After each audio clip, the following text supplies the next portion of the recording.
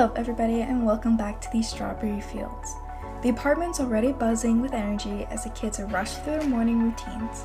Sota checking his football bag twice, Kaori carefully straightening her school outfit, and Tokie frantically finishing last-minute homework. Meanwhile, Akahito, officially a resident now, was navigating his first day as a food critic with all the excitement of someone discovering a brand new spice rack. Miyu kissed everyone goodbye on their way out the door, her eyes twinkling as she returned to help Akahito unpack his alarmingly large mug collection. The rest of the day was a cozy whirl of nesting and prepping. Akahito made himself at home, cooking a simple 4-course lunch for the two of them, while Miyu flipped through color swatches for their upcoming engagement party. They kept pausing to dance in the kitchen, giggling over nothing and bumping hips to the radio. Just as they were deciding between fairy lights or paper lanterns, Miyu's phone buzzed with a call from Tokie. I think I have a crush on Jasmine. Should I go for it? Miyu squealed and screamed yes, so loudly Akahito dropped his spoon. With the party planning in full swing and a new possible romance blossoming next door, things were feeling warm, sparkly, and just the right amount of chaos. The apartment may be fuller now, but the love in it was overflowing. The apartment twinkled under soft lights and the faint smell of simmering dumplings and sweet cakes. Miyu held Akahito's hand as they greeted each guest with warm smiles and full hearts. The living room was filled with laughter. Sarah and Ku were joking around, Stephanie and Lana were in deep conversations by the snack table, and Ruben brought Sota a new comic as a gift. Jasmine had flowers in her hair, and Tokie looked suspiciously polished, perhaps for a certain guest. As Akahito made a toast, which was heartfelt, a little awkward but perfect, Miyu watched her kiss from across the room. Kaori was doing impressions for laughs, Sota and Ruben were showing off their dance moves, and Tokie was staring at Tokie with wide eyes and a very noticeable blush. Miyu nudged Jasmine, who followed the gaze and almost choked on her drink. Tokie quickly looked away and tried to act casual by stuffing 3 mini spring rolls in her mouth. The party kept rolling in its signature family chaos style, Akahito and Miyu slow dancing in the kitchen, Jordan and Kaori having a cupcake decorating contest.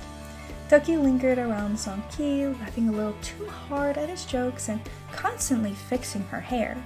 Nara caught on and whispered something to Kaori, who immediately gave her twin the largest side eye of all time.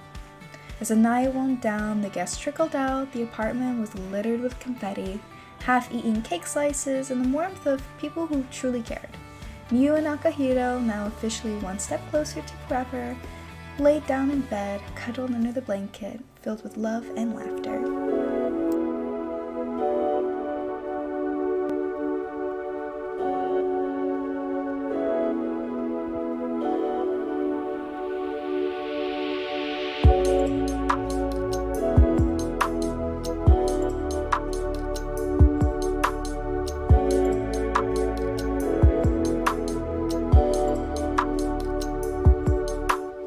The morning sun peeked through the curtains just as Miyu waddled her way into the kitchen, a sparkle in her eyes.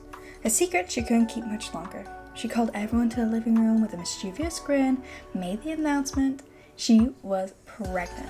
Akihito gasped like he just won the lottery, immediately hugging her like he might never let go. Kaori and Tokie squealed in tandem, already planning matching onesies. While Sota just blinked and said, "Cool, I'll be moving out before the diapers start." With breakfast in full swing and Akahito practically glowing, Miyu floated between pouring juice and getting her vitamins now. Tokie offered to read parenting books with her, Kaori asked if she could help design the nursery, and Sota tactfully asked if he could keep the baby stuff out of his room for just a little longer. Soon enough, the school bell called the kids away, and Sota headed off to school. Sota's day at school began with the usual chaos, of course, of a half-finished essay, a breakfast granola bar in one hand and his gym bag in the other. But in between classes, things took a sweeter turn. Malcolm Landgraf, his football teammate and now solid bro, cracked jokes with him during lunch, giving Sota the boost of confidence he needed. And there she was, Ruben, laughing at something in her notebook, the light catching her curls just right. Sota made a mental note to finish crafting that homemade prom postal sign, already imagining the sparkly letters and, hopefully, her smile. After school, the butterflies in his stomach and way too much cologne he had put on, he just couldn't handle it anymore. Sota invited Ruben out on a little date. The air was soft and warm, and Sota had everything planned. Well, kind of. He and Ruben strolled through the little art garden behind the lounge where he'd secretly set up fairy lights and paper lanterns that he 100% bribed his sisters to help. Heart thudding like a drumline, Sota turned to her, pulled out the sparkly, slightly crumpled prom sign he finally stopped hiding and asked, "Will you go to prom with me?" Ruben squealed, laughed, and said yes with the biggest grin. They walked in giddy little circles after that, both too excited to sit still until Ruben finally paused, leaned in, and kissed him. It was quick and clumsy and perfect. Sota's face was practically a tomato as he blurted out the next question, "Will you be my girlfriend?" And just like that, with another laugh and a playful shove, Ruben said yes. As the night wrapped up, Sota practically floated on his way to his dad's place. Backpack slung over one shoulder and a goofy grin glued to his face. He didn't even care that he forgot his toothbrush or that Jordan's couch was lumpy. He was officially someone's boyfriend now. Not just anyone's. Ruben's.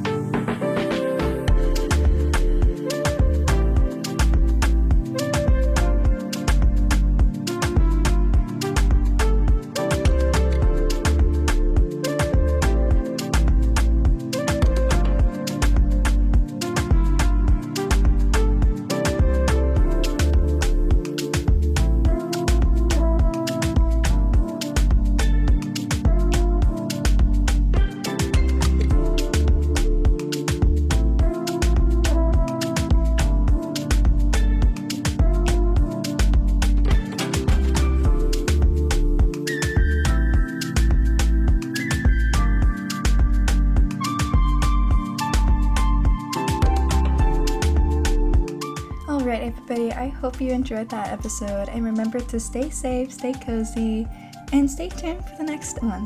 Bye!